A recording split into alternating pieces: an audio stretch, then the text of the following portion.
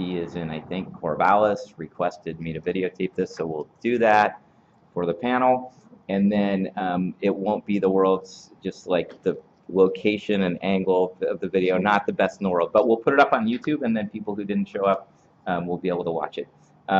So, Shelley Devine from Devine, General Counsel at TriMet, Catherine Charlo, and I always forget people's titles, so I got to like look at the Senior Project Manager at CH2M, Judith Gray, Transportation Planning Section Manager at PBOT, and April Siebenauer, Senior Project Manager at HDR. And so we've got about a half a dozen kind of preset questions. These questions all came from check-ins with the mentees. Within the last couple of months, we asked them, are there things you want to hear about? They told us. We put together this list of questions from that. So we're going to kind of start out with some of those, and then we'll take questions from you. We'll go for about an hour, and then we'll resume mingling or eating, or if people need to go, that's cool too. So what I think I'll do, I'll start with Shelley. We'll ask her the first question, and then each person down the table will also respond to that question, and then we'll just kind of go through like that. So Catherine will get to start on the second one, and so on. So the first one's kind of will help them introduce themselves a little more, and it is, how did you get to where you are now in your career, and what are some of the decisions that shaped that path? Okay, thank you for asking me to be here, and I am very happy to be here. The very first thing that came to mind when I read this question was 5th grade, Mrs. Hall's class, and my addiction to Perry Mason. I would go home at noon. I was living in California at the time and just a few blocks from the school, and I would run home and watch Perry Mason at lunchtime. And I wrote a play in 5th grade, The Trial of Leanne Blake, that had, I don't know why I didn't cast myself as the attorney. I didn't. I cast myself as Leanne Blake, but maybe it was because she was the star of the title of the play. But everybody in the whole classroom was involved in the play. Either you were on the jury, or you were one of the attorneys, or you were one of the witnesses, and Mrs. Hall was the judge, of course. But that, when I think back on, little flags from your life, that even early on, I had this real interest in justice and what was right. And that got me, that kind of dovetailed with my love for words and reading and writing, which I always have loved all of that. So that started my career. So I kind of always felt like I was going to go to law school through high school and college, and I was encouraged in that because I got involved in public speaking and did well at that, competitive public speaking. Some people think public speaking, but there's actually people that, practice persuasive speech or expository speech. Anyway, so went to law school, always assumed I would go work in a law firm. I really had that image in my head that I was going to try cases and right out of the gate. And it was, it was rather disillusioning to start in a big law firm after law school and find, you were grist for the mill, and you do not get to first chair a trial straight out of the gate. But over the years, I did get a lot of trial experience, either second chairing or doing pro bono work. But the pivotal moment, and I am wrapping up, I'm going to make the rest of this really quick because I'm hogging the airspace, but was when I made partner in my law firm in San Francisco. I'd been practicing about 7 years at that point. And I remember sitting in my first partnership meeting. This was the golden, the holy grail. And I had worked so hard for this, and I was so disillusioned. I just remember thinking, is this all there is? And I know some people, get far earlier in their lives when they have that epiphany, but unfortunately it took me 7 years of practicing law. And I realized I just didn't really want to do that. So my exit strategy took about a year. I moved up back to home, to Oregon, and I really thought about what did I want to do. And what I wanted to do was work as a lawyer, but in-house, one client that I could care about, that I could support, and that I could learn the business really well. And so that's what I've done ever since. And I've been at TriMet now for 9 years, but before that I worked for a couple of other in-house agencies. But I think that moment of unhappiness kind of pivoted for me. And what do I want? What do I like? So anyway, Can we That's awesome. questions as they go? Let's maybe at least I have a feeling we won't get through too many of these if we do that. So let's take these questions, and then we'll do about 40 minutes on these, and then we'll come back and ask some more questions, either in response to what you heard up here or other stuff. But otherwise, I think we'll get through about 2 of these if we do that. So, Or if you let me talk anymore. Yeah. so okay. All right, so Shelley has set the stage perfectly for me because I'm also an attorney, though I haven't practiced law for many years. I went to school to become an environmental lawyer and found that the black and whiteness of being an environmental lawyer was very difficult for me. And what I really wanted to do was help people build agreement, and that's not actually what makes a great environmental lawyer. So I needed to find something else, and kind of went through a path of nonprofit management with the Bicycle Transportation Alliance. And I remember starting that job and feeling like, well, I'll do this transportation thing, but what I'm really interested in is environmental work and sort of making the world a more ecologically sane and friendly place. And right away it became clear to me that when you work on transportation, you're working on the bones of human civilization and how we interact with the environment in a very hands-on, direct way, and I was just hooked. So since then, I guess one of the big decisions I made was to leave my job when I had my second child, to spend a little time at home. And that was enough to send me right back to work about a year.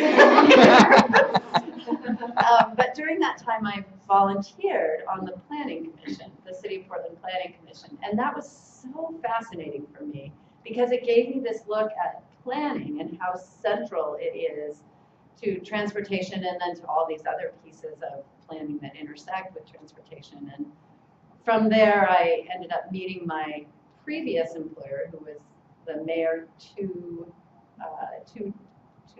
administrations ago.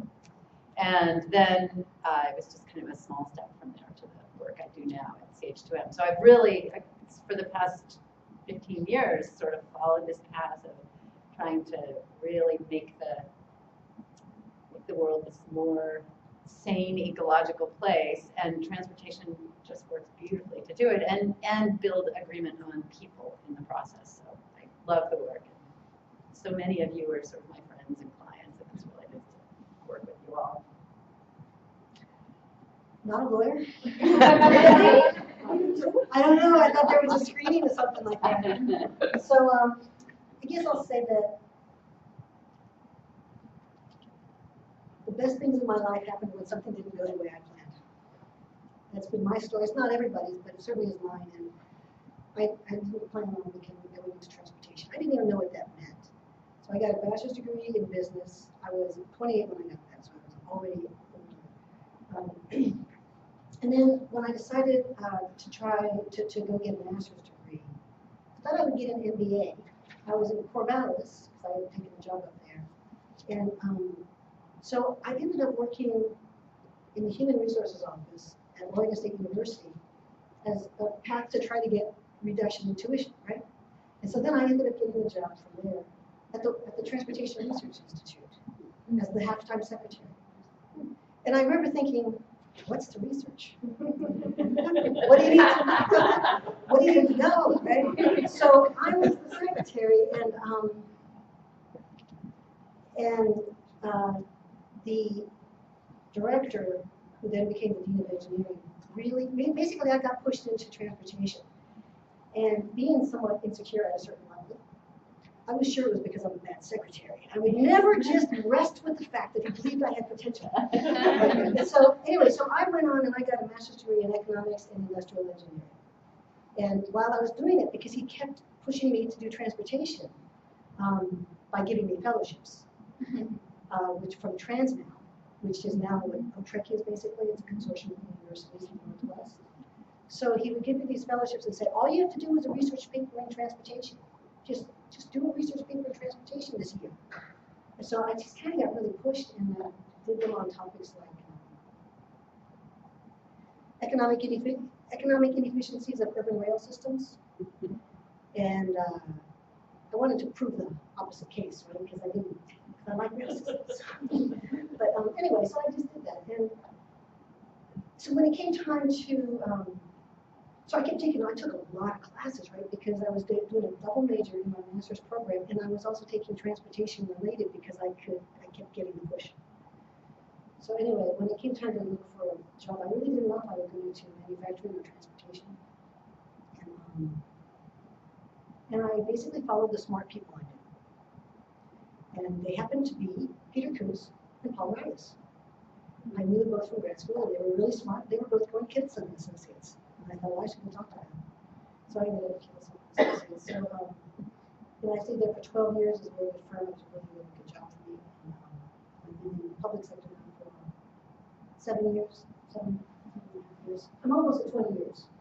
20 years as a transportation professional. So basically, from that point, though, I'd say, because not everybody has the very same experience, but the theme for me, from those early days of really resisting, even the engineering degree, I didn't want, oh no, I've got plans.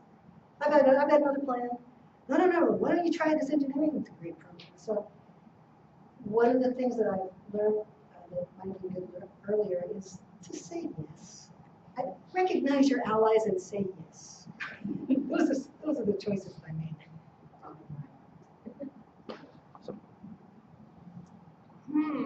Well, so I guess I would share a couple of things. And your fifth grade moment reminded me of my third grade moment, which perhaps was pivotal for me when I informed my grandfather I thought we should get rid of all cars and go back to horses, because I loved horses. And he was born in 1896, so he had a little bit different perspective on the world.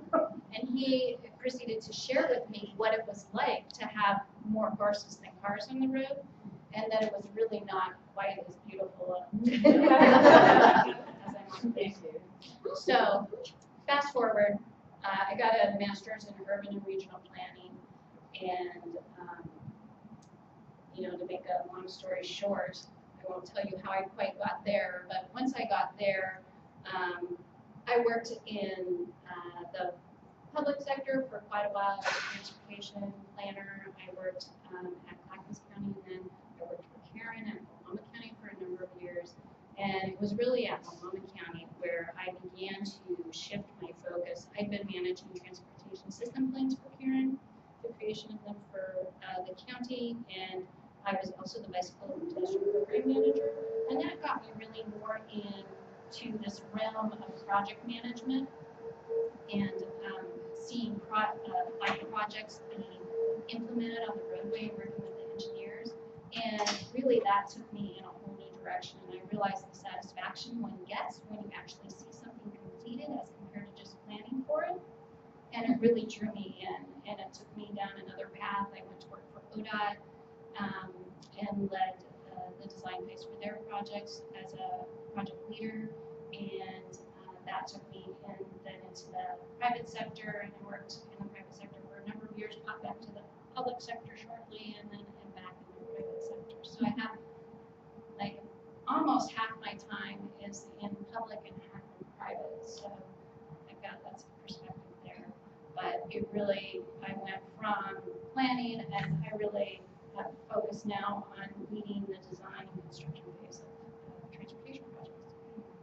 Awesome. So I'm going to actually segue to another question and have you start out, April, because you all talked about this a little bit, and you talked about it a little more. And that's do you have any, what's a generic cheat sheet, or what are some of your pros and cons in terms of advantages or challenges working for the public sector versus the private sector, local agencies versus ODOT or a regional agency? So I think we've got kind of a mix of people who, most of you have all worked for multiple types of entities, but maybe April, you could start out and then see what other people have to add on that one. Okay. So I found this was interesting. So I created my list. I got the questions ahead of time, and I had lots of pros in each and a few cons in each. So I don't know, probably explains my half and half. But from my perspective, and it's not always this way, but certainly, in my experience, agencies, there's a union, and a union has pros and cons. So I'll just say you know, I can see both sides of that, but it makes your experience different in the public sector. There's certainly, it gives you a different type of job security, though there's certainly layoffs in the public sector, but it gives you a different type of job security and a way that layoffs happen. So it definitely feels different. Public sector, the work is constant and endless. Like you will never complete everything. So you get this feel that, you know, so you can relate, right? It's always there. Whereas in the private sector, you may feel like a crunch of immense amount of work that you have to do in a short period of time, but you have this cycle of completion and startup, and it's just a different feel. It's a different rhythm. You definitely have more vacation time in the public sector, and you have better health insurance most typically. I put cons for the public sector. You know, you're often, but not always, paid less. There's a more rigid structure for reward and moving up the chain, and that can really limit you. And so that's my public side, my private side. Pros, I think you often have opportunities to earn more. In my experience, there's often more flexibility to do what I wanted to do, like to pursue the types of things I wanted to pursue. You're recognized more immediately for your contribution. You can be moved up through, you get a promotion or get a huge raise outside of a rigid structure that you often find in the public sector. And this one I thought about a lot. I thought, do I share this? My experience was, or it has been, that in the private sector there's more optimism overall across the people. Like in the public sector, you can begin to feel, and depending on what's going on at that time in the agency, you can get a really oppressive feeling. And there's been some, I have lived through some traumatic experiences here with like at ODOT, salary caps, constantly do more with less, and more work and more work.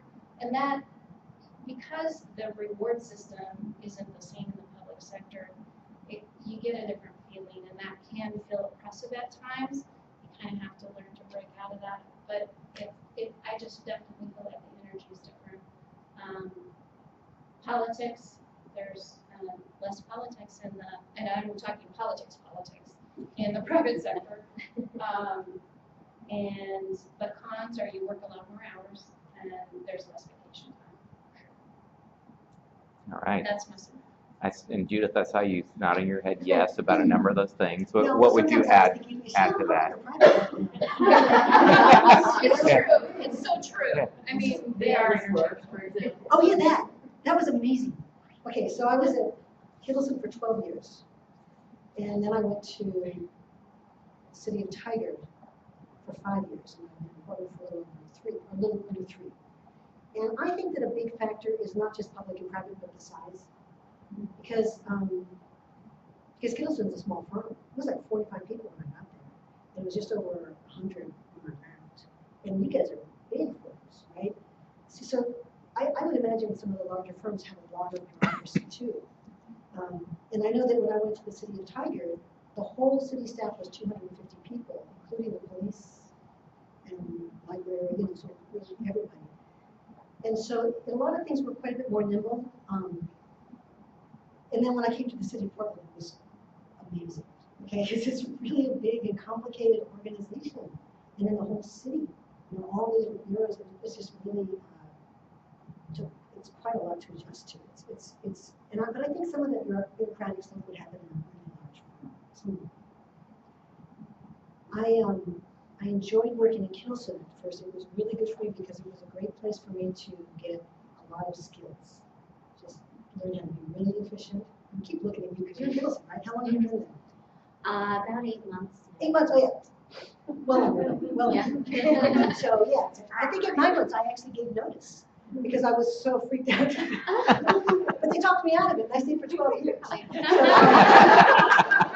it was, it was hard, right? It was just very challenging, it was hard to fit in because had this different background of industrial engineering and economics. I didn't have a transportation degree, and so it was really hard for me to launch.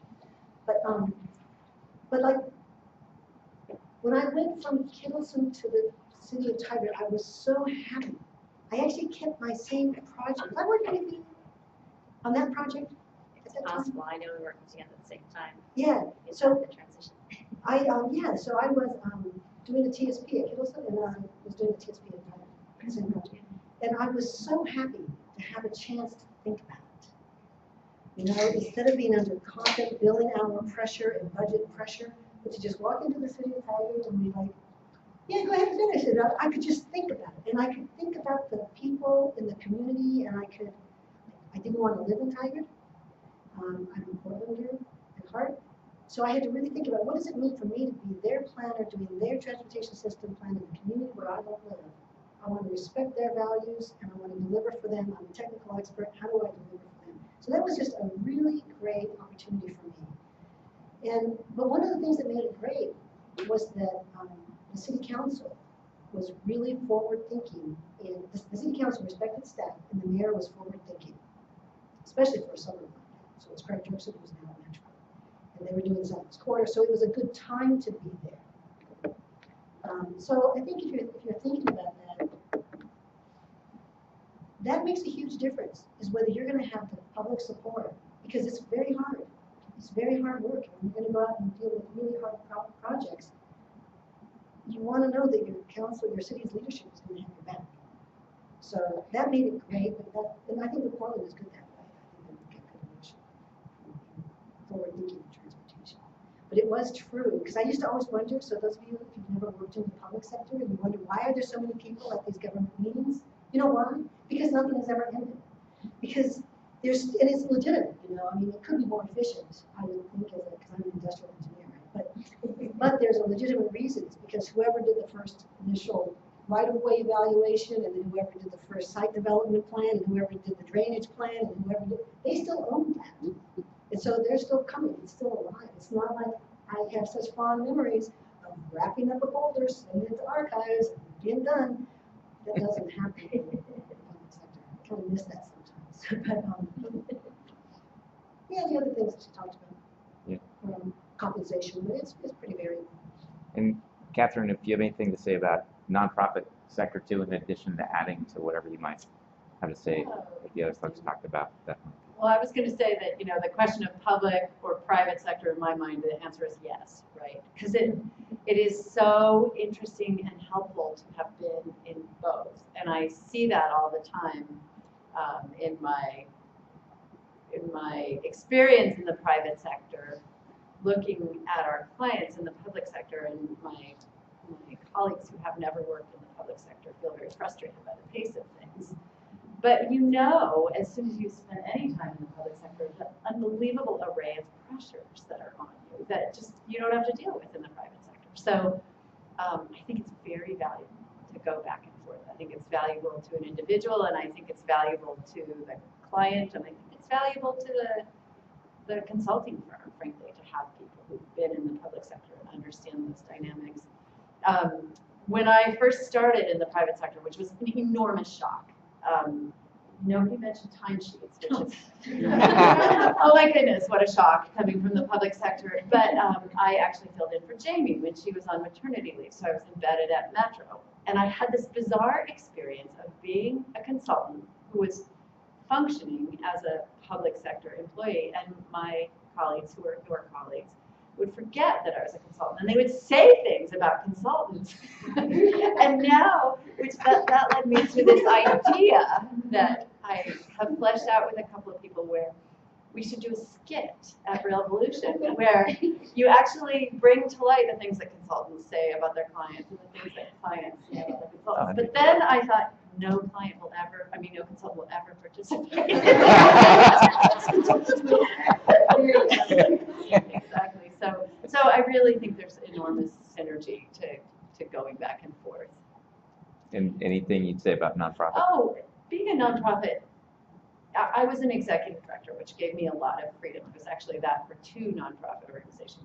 it's an amazing environment to function in. You have so much freedom and so much creativity, and it's so positive to work generally in nonprofit organizations. People are very mission focused. It's a wonderful work environment. It doesn't tend to pay very well. It doesn't tend to have great benefits. And it's like April said about the public sector, there's always more work to do. That said, I think that most good things that happen in the world happen because there are nonprofits out there doing it. Whether I agree with each and everything that every organization does, but I think that's what drives us all to make differences in the world. And I think that rather than retire, I would go back to working in a nonprofit because it was such an amazing, affirming experience. Awesome. Thank you. I will just build on exactly what you said because that was on it was the top of my pro list for public sector, which is having worked in the private sector my entire career until TriMet, coming to an organization that it wasn't about just making money and being profit driven. Although, we care about balancing the budget, but it really is mission driven. And to be that excited about something that really changes people's lives, and we move a city every day. And you work with a lot of like-minded people in the public sector who are focused on the same thing that you're focused on. And it's really doing good, to making a place better to live, as opposed to meeting your next quarterly earnings statement. And that really gets you, jazzes your juice more than anything I've done in the past. So I really like that. But having said that, I've never worked in the transportation private sector before. So I think there's a lot of mission driven in the private sector for a number of you guys as well. So I don't mean to say that, but law firms, not so much. Yeah. And frankly, I worked at Hollywood Video. We were profit driven. It was a publicly traded company, and that was even though they said it was about entertainment, and it was more about the money. Cons of working for the public sector. This was the big rude awakening, kind of like you in the billable hour. Oh yeah, loved getting away from the billable hour for the exact same reasons. Loved being able to sit and talk through and think through an issue in a solution-oriented manner, and not be looking constantly and billing in 6-minute increments. But the biggest shock for me in the public sector was the media, was the public records laws and the public meetings laws. And that everything we do, and yes, I am a huge proponent of transparency. I am on the Transparency and Accountability Committee for TriMet. I am all about that, and yet, a slow news day at our local bureaus, they'll just do a public records request for anything, that can become the headline of the news because they don't have anything else going on. And you don't have that. They don't have that ability and luxury with the private sector. And so there's a relatively small universe of public agencies, and so we get to be in the headlines a lot, and we get scrutinized and criticized a lot, and that was an adjustment too. And then of course you have something horrific that happens to our whole community, like 2 weeks ago, less than 2 weeks ago, and then it's it adds a whole different element of pressure and stress that you really would rather be focused, on working with families and things like that complicates things. So those, everything else that everyone else said, those would be the two big other additions. Awesome. I'm going to have Catherine start with the next question. We'll do one more question off my list, and then we'll turn it over to folks in the audience and see what you have to ask people. So this one, Catherine, I'll start off with. It's what are some of your strategies for achieving work-life balance coupled with career advancement? I heard from Catherine, it's go back to work after you've had that baby. Don't wait too long. So what else? Oh gosh, the work-life balance question, you've all heard this, right? Family, work, exercise, friends, sleep. Choose 4. And that is true. I think that's true in the public sector, and I think it's true in the private sector, especially if you are a parent. But I think even if you're caring for older parents, or you just have other things you want to do other than work. Sometimes I feel successful in this arena, frankly, and sometimes I don't. But the times that I feel successful are the times when I limit what I take on and really focus in on what only I can do as opposed to what other people can do. And I delegate well, and I cultivate people around me who are better than me at many things. So I can not just delegate something that I was going to do a certain way to someone who was going to do it a different way, but they're going to do it better than I was going to do. And so if you have that kind of people around you, it helps a lot with work-life balance. Just building relationships with peers and being able to take over for them or have them take over for you is a huge thing. And you know, I think the things you don't do are incredibly important to work-life balance too. The things you don't do because they don't, or that you delay, you know, you delay it because it doesn't, even though you're a type A compulsive person and you want your projects to run smoothly, maybe that doesn't need to be done today, maybe it could be done next week, whereas this thing has to be done. And maybe you're just not going to do a couple things. And those things always bug me, but the more I can let go of the things I don't do, the more successful I am at that. So, if you're in the public sector, especially if you're in a union, it's kind of taken care of.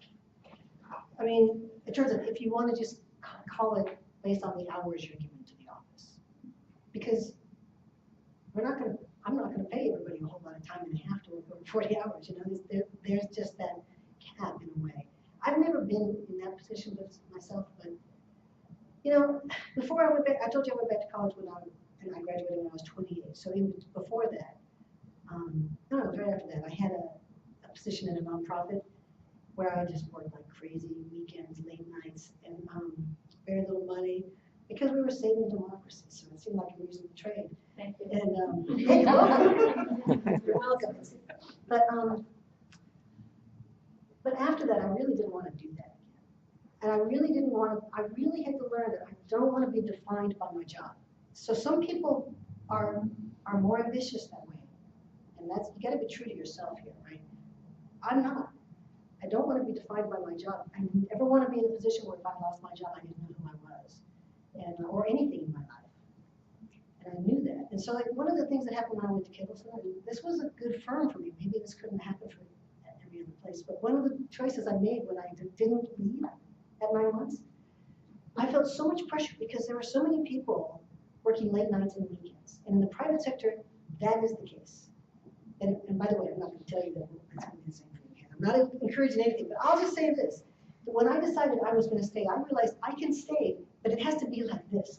I'm not working nights and weekends. I'm not here to sacrifice my life. I'm here to build a home and a family, to have a life. So I'm not going to rob my life to be at work.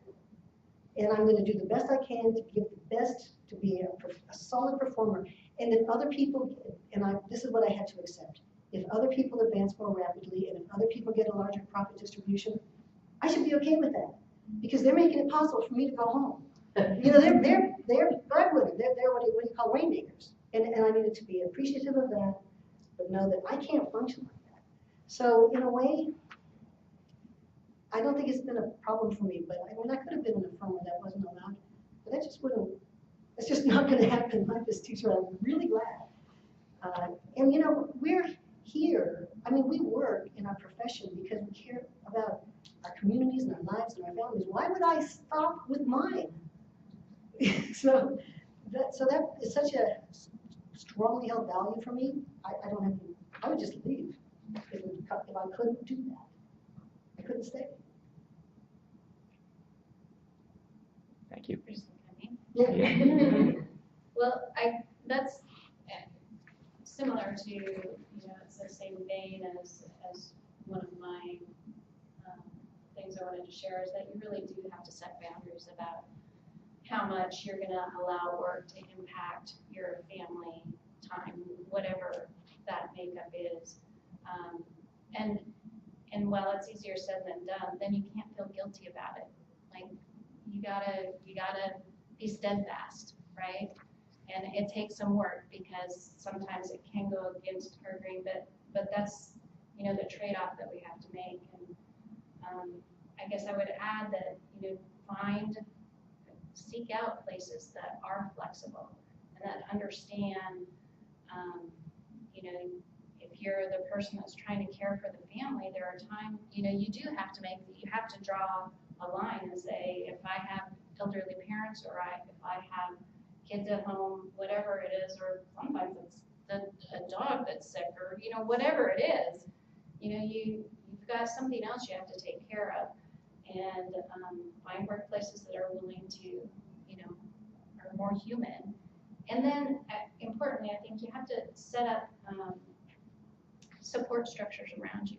You know, find a partner who's supportive, find friends, and, you know, it's one thing that I wish I had learned earlier is that the importance of a support network and building friends and, you know, at work and outside of work that can be there for you and help you out when you can.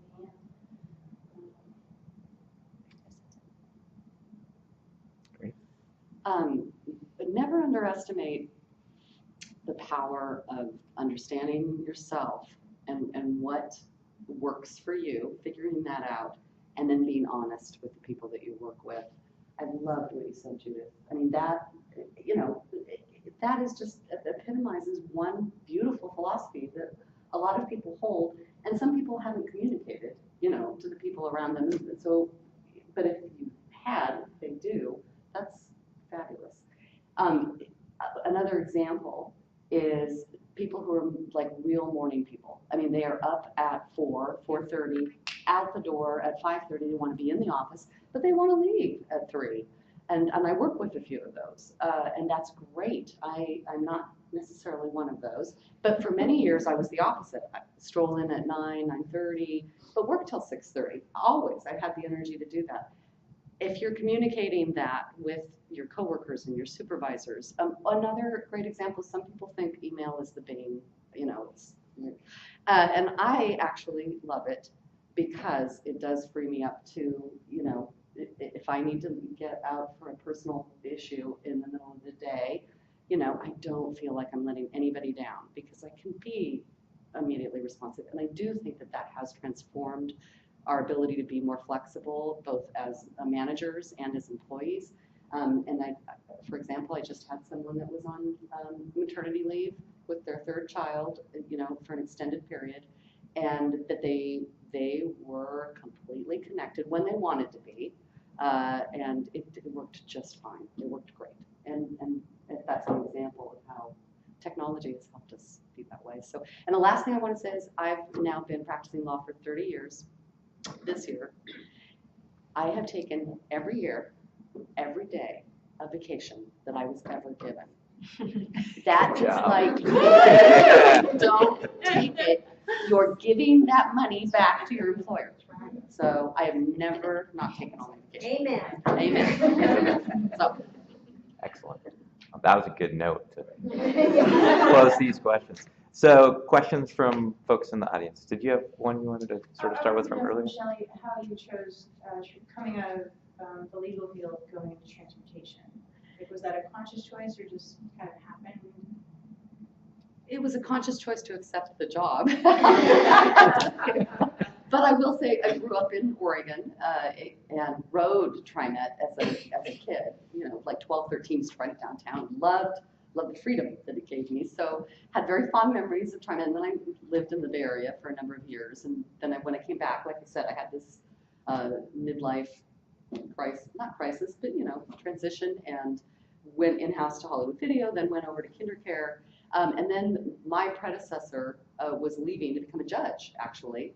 And he had been a longtime friend of mine, and I called him up to congratulate him. And we started talking, and he said, "You should apply for my job."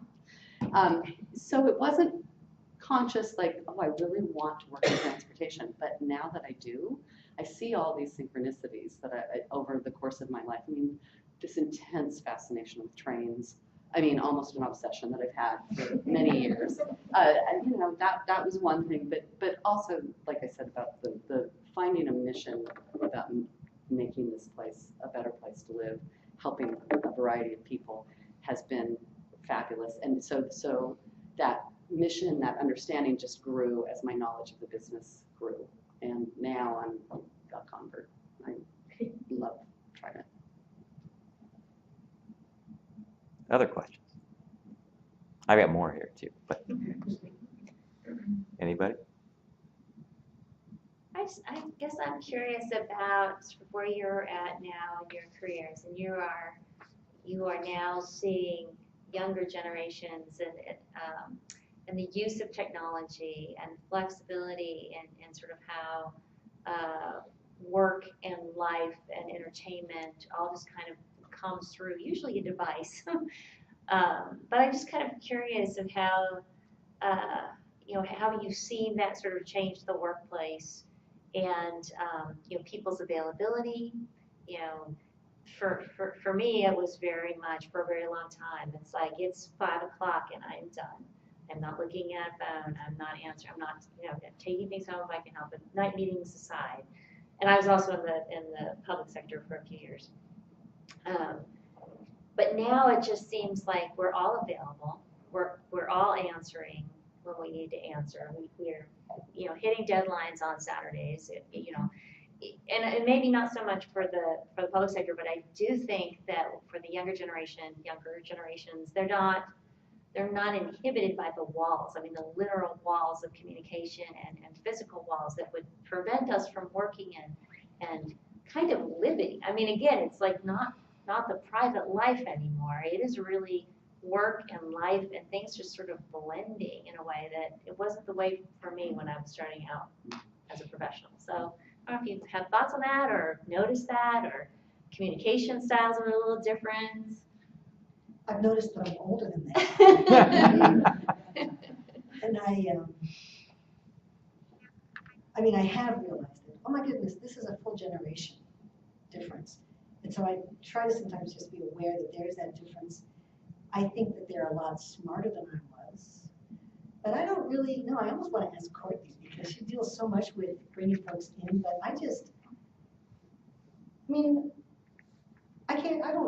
asked anybody to work on a Saturday unless there was an event. I mean, because it is public, so it'd be a little bit different. I've heard about that kind of lack of barriers, walls around the hours. And I think that there's a lot of flexibility because there's so much motivation around the work itself. But I don't know, do you mind, can I ask you? Sure, yeah, so Courtney, I hire a lot of our interns and work with our junior staff. I would say the communication is definitely, I get texts from all of them more than I get email from them.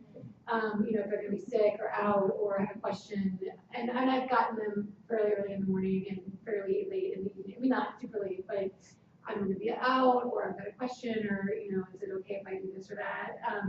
But I've said that that's okay because I also know that that is the way that more of the younger folks communicate. Younger folks. Yeah. Kids. So kids, right? So so I've made sure that I'm aware that if texting is the best way to communicate with them, then that's fine, and I'm comfortable giving them. I have a personal phone. I don't have a work phone. And I would say that at least a lot of the students that we're getting, a lot of them really have gone into transportation because it's a passion, because it's something they want to do. So a lot of their out of work life is also transportation related. So and again, some of them are younger, don't have families yet, don't have kids, so maybe have some more energy to do that. But, so there's a lot of people that are on their neighborhood committees or are on other committees or, bike the boat or things like that, that I didn't do as much when I was younger. I kind of felt that, I'm doing my work at the city. Like, that's what I do, and that's my contribution. And I feel like a lot of the younger staff, they're contributing outside of that even more, and that a lot of their overlap is their activism and their work are very intertwined, more so than, and even for myself, again, as a parent, I'm more involved in my kid and my PTA and school stuff now. Anyway, so I've noticed that. I was going to just give a plug at the WTS conference 2 years ago. You might be able to find some more of this information. They had quite a few sessions about different communication styles amongst the different generations, and they had a really great panel about how people were communicating and how to learn to do that. So that's something I've really tried to learn and implement, is to ask people how they want to communicate. you know, our old Grace Cronin, who was our old commissioner, works for BART now. And she has like an 80-year-old guy that she's got to hand deliver papers to, and she's got commissioners texting her while she's giving a speech. You know, like you should, you know, so she's dealing with both ends of the spectrums in terms of communication. So they had a lot of really good points about checking in with people on how they communicate and how they want to work. That if they want to work from home, or are they more comfortable? Anyway, so that's what I've learned with a lot of folks. And also, I've noticed that, at least for me, some of the barriers, I mean, like almost all my interns asked to be my Facebook friend. I was like, I'm not going to be your Facebook friend so you don't work for me. You know, but to them, it's like, hey, we're all in this together. And to me, I'm like, if I'm managing you or you're my manager, like that's my personal change. Other people, you know, they have their own. But I just said, you know, once you're not my employee, great, let's hang out. But I mean, almost the minute they're hired, my employee. So, you know, so those are some things that I've noticed with folks. And I would just really quickly echo what you said about communicating with people in the way they want to communicate. Right. I think, I mean, some people are like, no, I'm going to communicate this way. But if you want the communication to be successful, yeah. If you want to be able to get things from people in a timely manner, then you need to figure out what works best for them. And for me, it comes in on, I'm a sucker for not saying no, for saying yes, for volunteer things. So I work with volunteer groups in my kids' schools, and yep, this person texts. If I want something from them, I better text them. This person, I better email them. This person, I better pick up the phone and call them. And so I think it's really important. That's a really important thing. And I think it does you good because it's going to get you going to get the work done if you communicate with people the way they want to be communicated with. So I would totally echo that. At a larger level, so much of the work that we do in transportation is about persuading people of things. Like you can't be successful in transportation if you're not good at persuading. And in the modern world, you need people who understand the technology and the mechanisms of persuasion that are not the 45 or 50-year-old executives who have learned certain things. So I feel like if we're going to be successful as enterprises, as governments, as companies, we better figure out how to have those conversations and meet those different communication needs, because I don't think we can be successful as enterprises without really integrating those sort of newer ways of thinking about communication into what we do. I'd love to touch just back on the nature of the always connected and always being on for work. I think it's in the breadth of staff, those that are young, entry level, may not have a partner or children. Maybe as Courtney described it, like living and breathing transportation, and it's easy for them to be connected. But as you move through life, and for those who choose to have families, it begins to become a very stressful thing to then always be connected at work when you're trying to care for and tend to and be there for your family. And I think it's hardest, I think, in the private sector, where you can get into this mode where you're always connected, and then people expect you to always be connected, and then the deadlines are happening on Saturdays, and sure, you can just do that one last quick thing, and you can get something out the door, and pretty soon, you've lost the part of yourself that you might value the most that you've just given away.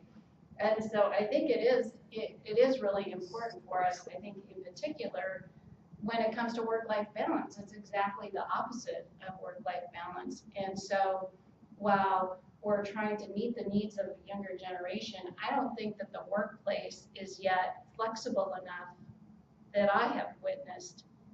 Perhaps in the tech industry, it's different, but certainly not in engineering. In the engineering realm, you can work all weekend long, but you still have to be there from 7:30 to 6 at night, you still got, plenty of work to do during the day. So, there's not that, that model that kind of you hear is happening in places, and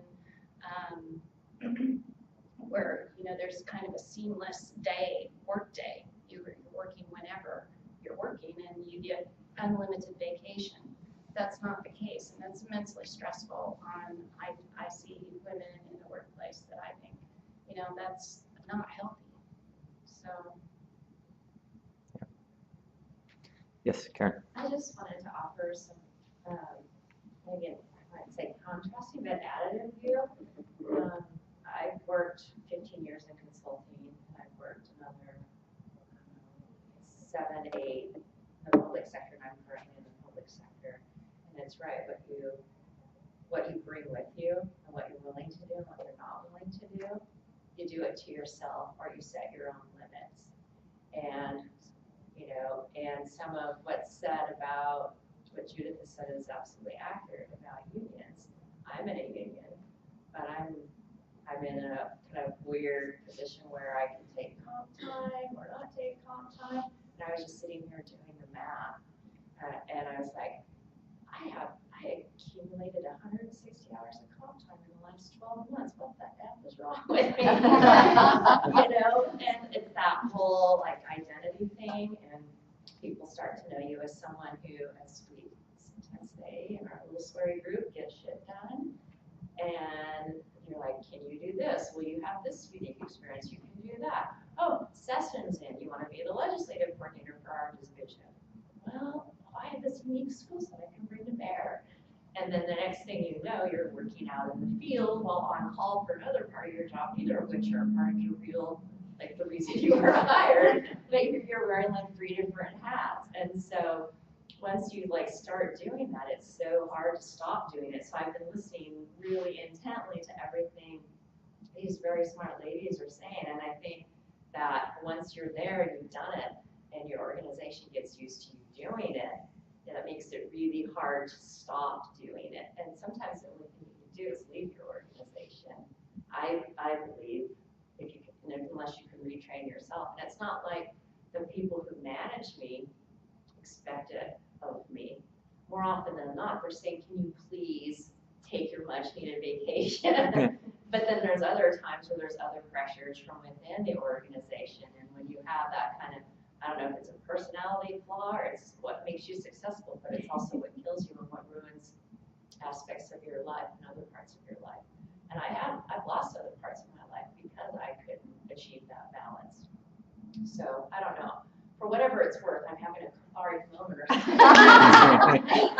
I just felt like I wanted to kind of share that because it doesn't matter, public or private, wherever you go, that's where you are, and you bring yourself to that game. So I'd like to follow up on that because I think that without getting too, I'm looking right at you, Scott, without getting too gender specific here, I do think that women tend to take on that sense of I have to be responsive.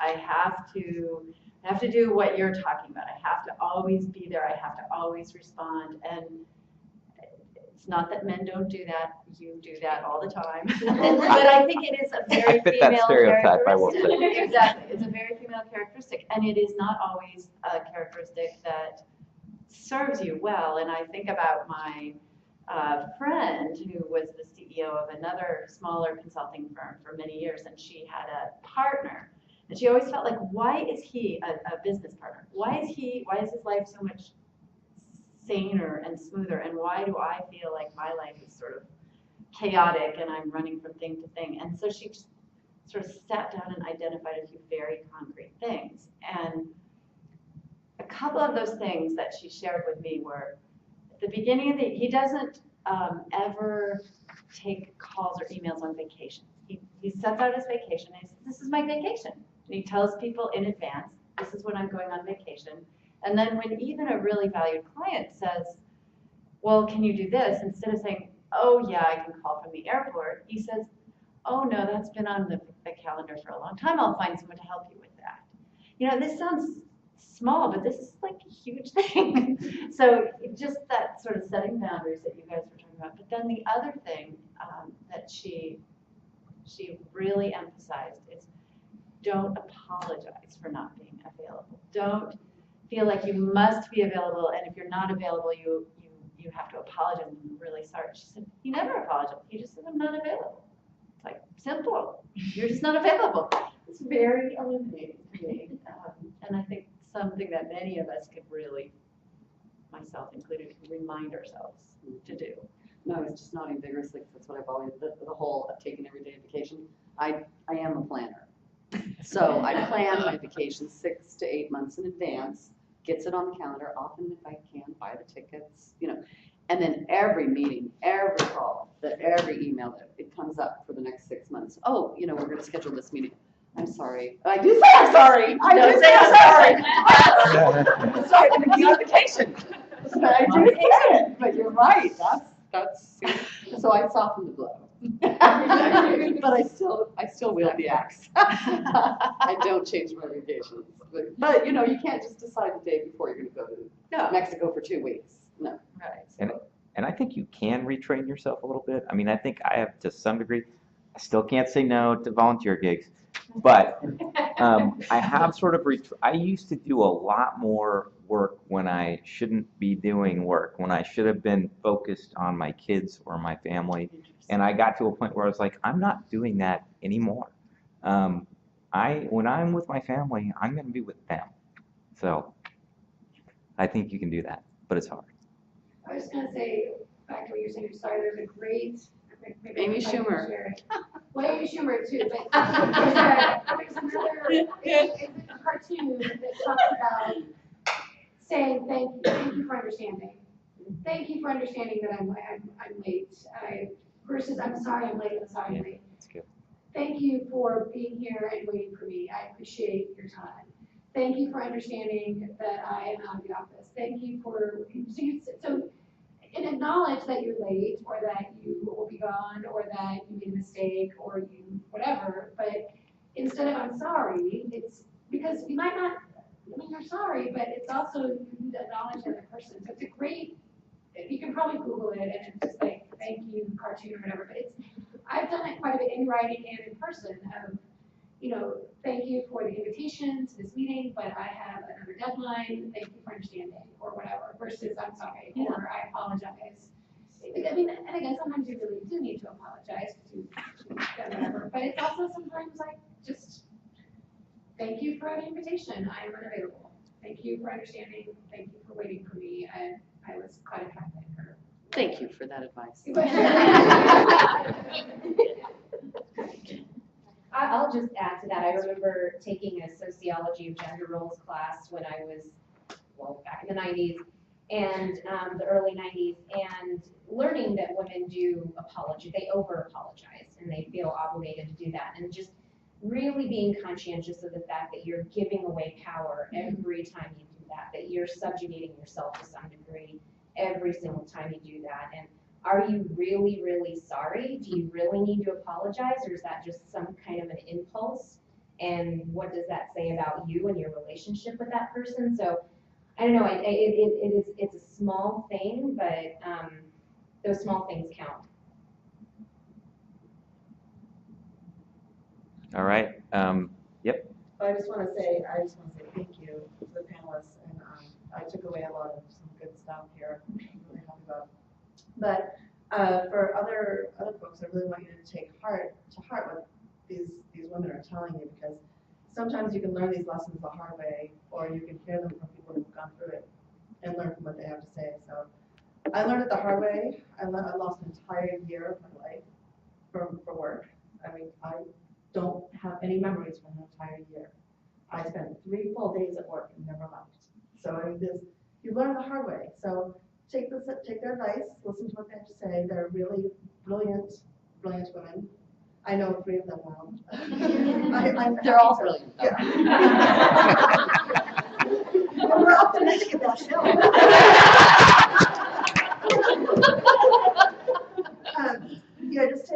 I really appreciate you all taking the time and talking to us. I think that you guys gave us a lot of good advice.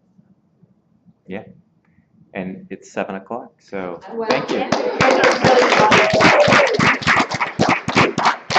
And feel free to stay as long as you want. Eat, take away this food. I will too. We don't really want to leave any of it here. If we do, that's okay, but really take some with you if you want. And Thank thank you you. for understanding that I'm going to take some cookies. Yeah, do not hesitate.